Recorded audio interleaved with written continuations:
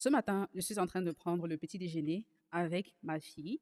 Honnêtement, je me sens un peu partagée, en fait, parfois, en ce moment, entre le fait de me dire, il faut que je bosse dur, il faut que je sois acharnée pour avoir les résultats, et le fait de me dire, non, je n'ai pas besoin de bosser de façon acharnée pour avoir des résultats, il suffit que je sois constante, disciplinée et alignée avec mes actions. Donc, du coup, ça fait un peu un tiraillement. Ça va, mon cœur?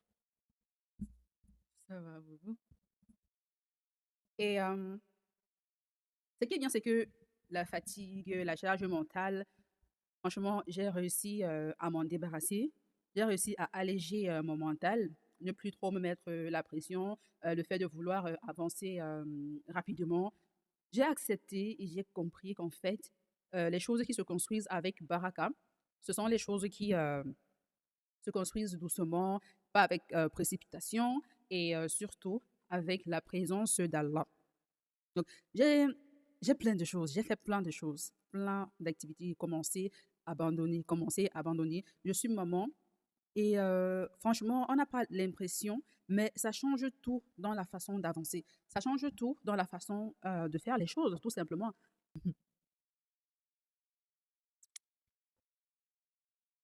Parce que tout simplement, tu ne peux pas avoir la même énergie en tant que maman que si tu n'es pas maman. Ce n'est pas possible.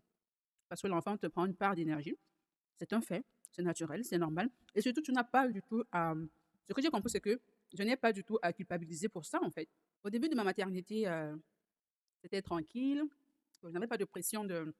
Il faut que je fasse un projet, il faut que je réussisse. J'étais juste concentrée à profiter un peu de ma fille.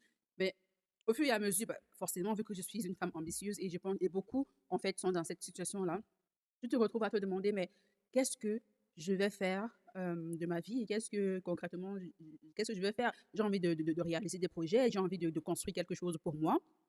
Et voilà. Et du coup, je suis quittée donc de ce calme-là à vouloir être absolument productive. Je pensais que si j'allais lentement, je perdais le temps. Et aujourd'hui, je commence à comprendre que ce n'est pas vrai. Vouloir absolument être productive, tu termines par ne pas du tout être productive. Ce qu'il faut chercher, ce que moi j'ai cherché, c'est d'abord de comprendre quelle est la ligne. Non, mon cœur. C'est d'abord de comprendre quel est le- quel est ce qui t'anime, quel est ce que tu veux construire, te poser la question, te connaître déjà.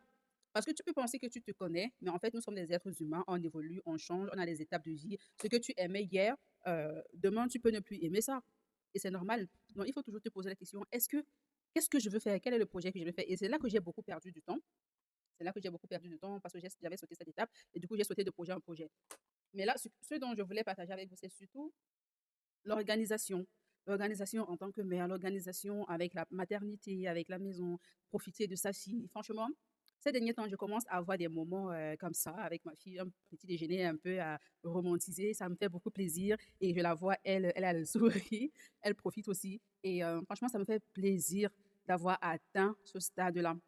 Parce que j'ai failli me perdre en chemin. J'ai failli me perdre sur le fait que je n'arrivais pas à me voir juste en tant que voilà, maman qui prend soin des enfants, qui prend soin de la maison, qui s'occupe de son mari. Bien sûr, mon mari s'occupe de moi. Mais j'avais envie de plus. J'avais envie de plus pour me sentir bien. J'avais envie de plus parce que bah, forcément, c'est Allah qui a mis l'ambition dans mon cœur. C'est Allah qui me met des idées dans le cœur. Et donc, du coup, je ne suis pas faite pour juste vivre comme ça du jour au jour en tant que mère au foyer. Moi, je ne suis pas faite pour être mère au foyer. Ça ne veut pas dire que j'ai un problème avec les mères au foyer. Absolument pas. Pas du tout. Chacun choisit ce qui lui convient. Amour, non. Attends, tu vas où, bébé? Donc, c'est un peu ça. Donc, ce que je voulais apporter dans cette vidéo, c'est de l'apaisement. De l'apaisement à toi, la femme qui se sont perdues, à toi, la femme qui perd patience, qui ne connaît plus quel est son rythme, qui essaye de se rattacher à sa foi. L'importance de se poser, de respirer, de se reconnecter en fait à Allah, de se reconnecter à soi-même, de se reconnecter à ce qui est à ce qui fait notre base, à ce qui fait notre fondation en tant que femme, en tant qu'être humain. Pour chacun, c'est différent. Pour moi, c'était le fait de trouver l'équilibre comme ça, pouvoir passer du temps avec ma fille, des moments comme ça, sans ne plus culpabiliser du fait que je travaille trop, peut-être que je ne passe pas assez de temps avec elle, peut-être que je ne joue pas assez avec elle. Parce que ça aussi, ça me dérangeait. Parce que, sincèrement, oui, je travaillais trop. Je travaillais trop. Et là, j'ai mis chaque chose à sa place. Chaque chose à sa place. Ma fille à sa place. Mon travail, les projets que je fais ont sa place. mon mari sa place, moi aussi, j'ai ma place. Comme ça, mais il faut aussi prioriser les tâches. Prioriser les tâches parce qu'on ne peut pas tout faire en même temps. Tu ne peux pas tout faire en même temps. Donc, il faut savoir prioriser les tâches. Qu'est-ce qui est le plus important? Qu'est-ce que je dois faire absolument aujourd'hui? Qu'est-ce que je peux laisser pour demain? Qu'est-ce que je peux laisser pour après-demain?